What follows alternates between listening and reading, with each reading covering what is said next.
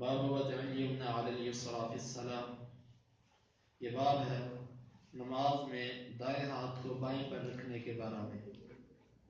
حدیث کل گزر چکی ہے کہ سہل بن سعد رضی اللہ عنہ کہتے ہیں کہ لوگوں کو حکم دیا جاتا تھا کہ وہ اپنا دایاں ہاتھ اپنی بائیں ذراع پر رکھے نماز کے اندر۔ حدیث کے اندر دو لفظوں کا ذکر ہے، ایک ید اور ایک ذراع۔ عربی زبان کے اندر ید کا لفظ یہاں سے لے کر بڑی انگلی سے لے کر اس کندھے تک جو بازو ہوتا ہے پورے بازو پر ید کا لفظ بولا جاتا ہے، اور ید کا لفظ بول کر بعض دفعہ صرف اتنا ہاتھ بھی مراد ہوتا ہے۔ یہ دونوں الفاظ، دونوں معانی ید کے قرآن اور حدیث میں استعمال ہوتے ہیں۔ لغت کے اندر تو پورے بازو کو یہ ید کہتے ہیں۔ اب ذراع کا لفظ بڑی انگلی سے لے کر اس کوہنی تک، یہاں تک کے لیے ذراع کا لفظ بولا جاتا ہے۔ اب اس حدیث میں یہ ہے کہ لوگوں کو حکم دیا جاتا تھا کہ وہ اپنا دایاں ہاتھ اپنی بائیں ذراع پر رکھیں۔ اب ذراع پر رکھنا اس کی دو صورتیں بن سکتی ہیں۔ ایک تو یہ ہے کہ بندہ تھوڑا سا ہاتھ اپنی ذراع پر رکھ دے، یہ بھی ٹھیک ہے۔ مثال کے طور پہ یہ کچھ میرا ہاتھ، دایاں ہاتھ وہ بائیں ہاتھ کی پشت پر ہے، اور کچھ اس گھٹ پر ہے، اور کچھ اس کلائی پر ہے۔ یہ ایک صورت تو یہ ہے، ٹھیک ہے۔ اب اگر کوئی ایسے کرتا ہے، پوری ذراع پر اپنا ہاتھ رکھتا ہے، تو یہ بھی ٹھیک ہے، یہ طریقہ بھی ٹھیک ہے، اس کو غلط نہیں کہا جا سکتا، کیونکہ اگر وہ اپنا ہاتھ پوری ذراع پر رکھنا چاہے تو رکھ سکتا ہے، اس میں کچھ ممانعت نہیں ہے۔ امام بخاری رحمۃ اللہ علیہ کا مزاج جو ہے یہ بڑا حساس مزاج ہے۔ امام بخاری رحمہ اللہ وہ روایت قطعاً نہیں لے کر آتے کہ جو ان کی شرائط پر پوری نہیں کرتی۔ اب امام بخاری رحمۃ اللہ علیہ نے جس جگہ پر ہاتھ باندھنے ہیں اس کا ذکر نہیں کیا کہ ہاتھ کہاں باندھنے ہیں، سینے پر، کہ سینے سے نیچے یا ناف سے نیچے، کہاں باندھنے ہیں، محل کا، جگہ کا ذکر نہیں فرمایا۔ کیوں؟ جو باندھنے کی جگہ کی روایت تھی وہ امام بخاری کی شرائط کے مطابق نہیں تھی، امام بخاری اس کو نہیں لے کر آئے۔ لیکن سینے پر ہاتھ باندھنے کا طریقہ کیا ہونا چاہیے، ایسی روایت لے کر آئے ہیں کہ جس سے خود بخود محل بھی متعین ہو جاتا ہے۔ جگہ نہیں بتلائی کہ کہاں باندھنے ہیں، لیکن روایت ایسی لے کر آئے ہیں کہ وہ روایت ہی بتلا دیتی ہے کہ جگہ یہ ہے۔ مثال کے طور پہ آپ میں سے ہر بندہ اس کا مشاہدہ کرے، تجربہ کرے۔ اب ذراع پر ایک بندے نے ہاتھ رکھا ہے، آپ یہاں سے نیچے لے جا کر دکھائیں، یہاں سے نیچے جا ہی نہیں سکتا۔ امام بخاری رحمۃ اللہ علیہ کی مزاج شناسی یہی ہے کہ وہ روایت لے کر آئے ہیں کہ جس نے خود بخود محل متعین کر دیا کہ محل کیا ہے، محل اس کا سینہ ہی بنتا ہے۔ نبی صلی اللہ علیہ وسلم کی اس حدیث سے استدلال کیا جاتا ہے۔ بعض لوگ اعتراض کرتے ہیں، کان الناس یؤمرون، لوگوں کو حکم دیا جاتا تھا، وہ کون تھا حکم دینے والا؟ بھئی یہ بڑا کمزور سا اعتراض ہے۔ صحابہ کس کا حکم مانتے تھے نبی کے زمانے میں؟ نبی صلی اللہ علیہ وسلم۔ تو لوگ کون تھے اس زمانے میں؟ صحابہ ہی تھے، صحابہ کو حکم دیا جاتا تھا، اور دینے والے نبی صلی اللہ علیہ وسلم۔ تو لہذا یہ حدیث مرفوع ہے۔ پھر یہاں پر کچھ ہمارے بھائی یہ کہتے ہیں کہ لو جی اگر ناف سے نیچے بھی لے جایا جائے تو ایسی ہی کیفیت ہے۔ مثال کے طور پہ میں آپ کے سامنے اس کیفیت کو ظاہر کرتا ہوں۔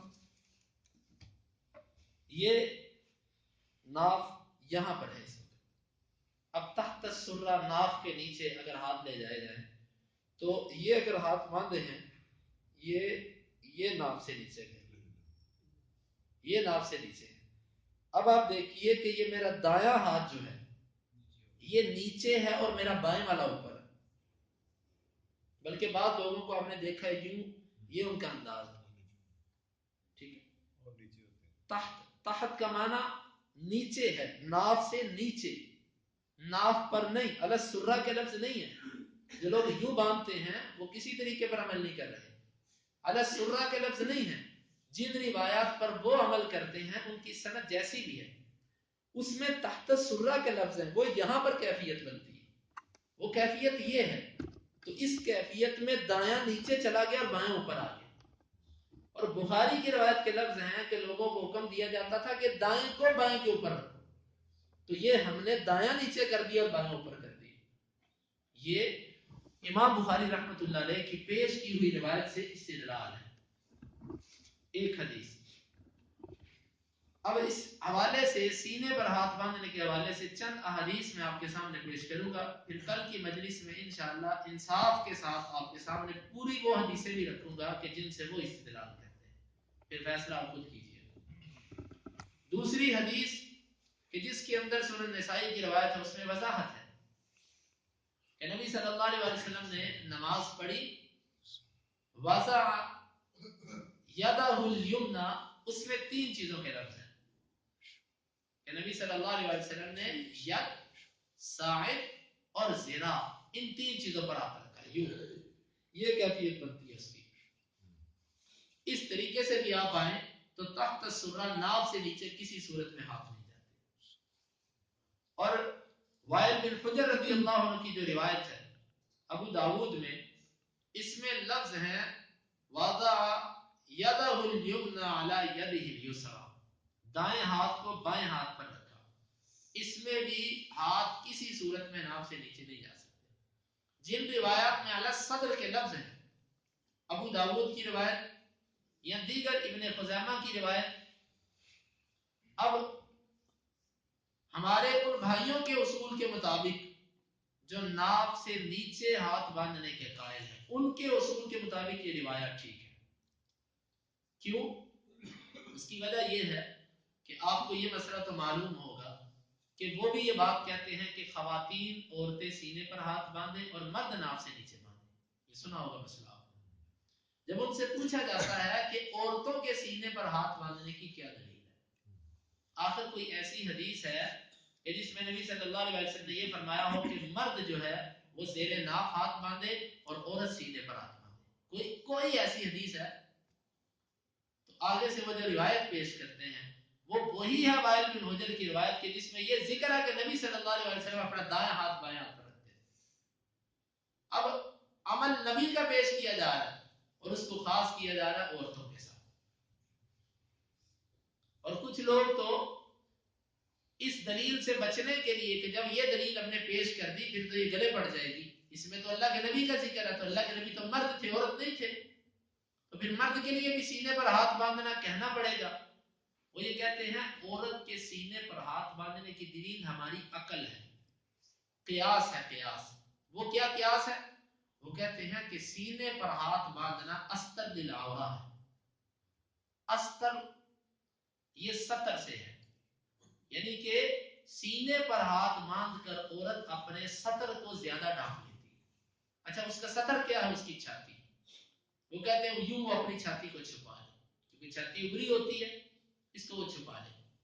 یہ دلیل ہے سینے پر عورت کے ہاتھ باندھنے کی، نہ اللہ کے رسول کا فرمان اور نہ کوئی نبی اللہ رب العزت کی کوئی بات، صرف عقلی ایک بات ہے. جنہوں نے دلیل پیش کی انہوں نے وائل بن حجر کی پیش کی کہ جس میں اللہ کے نبی کے ہاتھ باندھنے کا ذکر ہے، مردوں کے ہاتھ باندھنے کا ذکر ہے. اور جو اس دلیل سے بچے انہوں نے یہ کہہ دیا کہ جی یہ استر للعورہ ہے کہ عورت کی شرمگاہ اس سے خوب چھپتی، عورت کی سطر اس سے خوب چھپتا ہے، اس لیے ہم یہ حکم دیتے ہیں. حالانکہ نبی صلی اللہ علیہ وسلم نے فرمایا المرأۃ کلھا عورہ، عورت ساری کی ساری عورہ ہے، ساری کی ساری سطر ہے، ساری کی ساری چھپنے والی چیز ہے. تو پھر یہ بہانہ بنانا کہ عورت سینے پر ہاتھ ہم اس لیے بندھواتے ہیں کہ اس کی یہ چھاتی ابری ہوتی ہے یہ چھپ جائے، تو بھائی جسم کے اور بھی کچھ اعضاء ہوتے ہیں جو ابرے ہوتے ہیں، تو کیا یہاں پر تو آپ نے ہاتھ بندھوا دیے تو باقی اعضاء کا کیا کریں؟ یہ اپنی طرف سے بنایا ہوا ایک ڈھکونسلا ہے کہ جس پر کوئی کتاب و سنت سے دلیل نہیں. محض اگر آپ کسی سے اتنا پوچھ لیں، صرف اتنا کہ مجھے ایک حدیث دکھائیے کہ نبی صلی اللہ علیہ وسلم نے فرمایا کہ عورت سینے پر ہاتھ باندھے اور مرد ناف سے نیچے. تو واللہ العظیم اس مسئلے پر کوئی روایت ان لوگوں کے پاس موجود نہیں. یہ اتنا بے بنیاد اور کمزور مسئلہ ہے. یہ ان مسائل میں شمار ہوتا ہے کہ جس کا آج تک 14 صدیاں بیت گئی. علماء محدثین اہل حدیث اس کا جواب طلب کرتے رہے لیکن اس کا جواب آج تک نہیں دیا گیا. اسی لیے اس موضوع پر مناظرہ بھی کوئی نہیں ہوا. مناظرے کے لیے بھی اس موضوع پر نہیں آتے. اس کی وجہ یہ ہے کہ معلوم ہے کہ یہ مسئلہ انتہائی کمزور ہے. اس معاملے میں آ کر پھنس جائیں گے کہ عورتوں کے لیے دلیل کہاں سے پیش کریں. اور جو روایات زیر ناف باندھنے کی پیش کی جاتی ہیں ان روایتوں میں بھی کہیں وضاحت نہیں کہ یہ حکم مرد کے لیے, کہیں وضاحت نہیں کہ یہ حکم صرف مرد کے لیے, وہ بھی روایات عام ہیں. تو اس لیے یہ جو روایات میں نے آپ کے سامنے پیش کی یہ ان کے ہاں بھی مسلم ہے. پھر ایک روایت مسند احمد کی حلقائی رضی اللہ عنہ کی روایت ہے. مشہور حدیث ہے کہ وہ فرماتے ہیں کہ نبی صلی اللہ علیہ وسلم نے وضع ہذہ علی ہذہ, نبی صلی اللہ علیہ وسلم نے اس کو اس پر رکھا علی الصدر, سینے پر. اب اس روایت کی سند بالکل ٹھیک ہے, اس کی سند بالکل ٹھیک ہے. بعض لوگ اس پر یہ اعتراض کرتے ہیں کہ اس کے اندر صرف ایک راوی ہے جو علی الصدر بیان کرتا ہے. مثال کے طور پہ آپ سب کے سب بیٹھ کر میرا درس سن لیں. میں محدثین کے اصول کے مطابق آپ سب شاگرد ہیں اور میں اس وقت استاد کی مسند پر بیٹھا ہوں. میں جو درس دے رہا ہوں آپ میں سے ایک آدھا بندہ ایسا ہے کہ جو انتہائی توجہ سے بیٹھ کے میری ایک ایک بات کو ذہن نشین کر رہا ہے. اب باقی سارے بندے بھی توجہ سے بیٹھے ہیں لیکن ایک بندہ انتہائی چوکس بیٹھا ہوا ہے. اب باقی سب آپ جب باہر جاتے ہو آپ سے جو بندہ پوچھتا کیا درس ہوا آپ سب بیان کر دیتے ہو اس کو, لیکن دو چار باتیں ایسی جو سب نے چھوڑ دی. دو چار بندے تھے سب نے چھوڑ دی. ایک شاگرد ایسا ہے جو ہے سکہ, ہے سکہ. سکہ کا مطلب قابل اعتبار, اس کو جھوٹا نہیں کہا. سارے محدث کہتے ہیں یہ بندہ ٹھیک ہے, یہ بندہ جھوٹ نہیں بولتا. اب ایسا قابل اعتبار بندہ کہہ دے کہ بھائی استاد نے 3 باتیں اور بھی کہی اور آپ نے ان کا انکار نہیں کیا, آپ نے ان کا انکار نہیں کیا. اس نے کچھ ایسی 3 باتیں کہی کہ جس کا باقیوں نے ذکر نہیں کیا, تو کیا آپ بتلائیے یہ بندہ بھی سچا ہے, جھوٹا نہیں ہے. اس نے ایسی باتیں کہی ہیں کہ جو باتیں باقیوں نے ذکر نہیں کی, تو کیا اس کو آپس میں تضاد کہا جا سکتا ہے؟ یہ تضاد نہیں ہے. اس کی میں نے مثال دے کر آپ کو سمجھایا تھا. ایک بندہ مسجد میں آتا, وہ دیکھتا وہ کہتا لائٹیں جل رہی, وہ اتنا دیکھ کے چلا جاتا. ایک دوسرا بندہ آتا وہ کہتا لائٹیں بھی چل رہی تھی اور اسپیکر بھی چل رہا تھا, اور اسپیکر بھی چل رہا تھا. اب یہ دونوں کے بیانات آپس میں متضاد ہیں؟ نہیں. کسی عقل و دانش کی مجلس میں اس فیصلے کو لے جاؤ, اس کو تضاد نہیں کہتے. تضاد یہ ہوتا ہے ایک بندہ کہے صرف لائٹیں چل رہی تھی اور کچھ نہیں چل رہا تھا, دوسرا کہے نہیں اسپیکر بھی چل رہا تھا, یہ ہے تضاد. لیکن ایک بندہ صرف ایک چیز کا ذکر کرتا, دوسری کا ذکر ہی نہیں کرتا, اور دوسرا بندہ 2 چیزوں کا ذکر کر دیتا, اس کو تضاد نہیں کہتے. اب مسند احمد کی اس روایت کے اندر سینے پر ہاتھ رکھنے کے الفاظ جو ہیں ایک محدث بیان کر رہا ہے اور سب کے نزدیک بالاتفاق وسیع کا امام ہے. اسی لیے آج تک اس کی سند پر کسی نے اعتراض نہیں کیا, حتیٰ کہ علماء احناف نے بھی اس کی سند کو صحیح مانا ہے, مسند احمد کی روایت. لیکن اعتراض کیا کیا جاتا ہے؟ وہی کمزور سا اعتراض اپنے دل کو مطمئن کرنے کے لیے کہ باقی شاگردوں نے بات کیوں نہیں بیان کی. بھائی بالفرض چھوڑ دیتے ہیں باقیوں نے بیان نہیں کی, حالانکہ اور بھی شاگرد مل سکتے. یہ محدثین نے اس پر بحث کی ہوئی ہے. بالفرض ایک ہی شاگرد ہے, جب آپ مانتے ہو کہ وہ سکہ امام ہے اور باقیوں نے اس کی نفی نہیں کی, تو پھر کیسے یہ کہا جا سکتا ہے کہ اس کی روایت قابل قبول نہیں؟ جبکہ یہ قاعدہ بھی ہے کہ سکہ کی جو زیادتی ہوتی ہے, ایک قابل اعتبار آدمی ایسی بات بیان کرے جو باقیوں نے بیان نہیں کی, تو اس کو قبول کیا جاتا, اس کو رد نہیں کیا جاتا. اس لیے حدیث کی روشنی سے, حدیث کی روح سے جو دلائل ملتے ہیں وہ دلائل یہی ہیں کہ انسان سینے پر ہاتھ باندھے, اور یہی ادب کا تقاضا بھی ہے, یہی ادب و احترام بھی اسی میں معلوم ہوتا ہے. بعض لوگ سینے پر ہاتھ باندھنے کو بے ادبی اور زیر ناپات باندھنے کو وہ ادب شمار کرتے ہیں.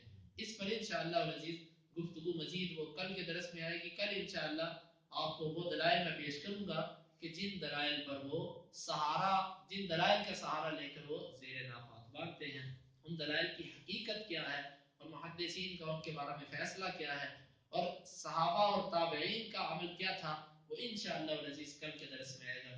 اللہ رب العزت سے دعا ہے کہ اللہ تعالیٰ کتاب و سنت کو سمجھنے کی اور اس پر عمل کی توفیق عطا فرمائے. اللهم انفعنا بما علمتنا وعلمنا ما ينفعنا وزدنا علما. اللهم اقسم لنا من خشيتك ما تحول به بيننا وبين معصيتك، ومن طاعتك ما تبلغنا به جنتك، ومن اليقين ما تهون به علينا مصائب الدنيا. متعنا اللهم بأسماعنا وأبصارنا وقواتنا أبدا ما أحييتنا، واجعله الوارث منا، واجعل ثأرنا على من ظلمنا، ولا تجعل مصيبتنا في ديننا، ولا تجعل الدنيا أكبر همنا ولا مبلغ علمنا، ولا تسلط علينا من لا يرحمنا. وآخر دعوانا أن الحمد لله.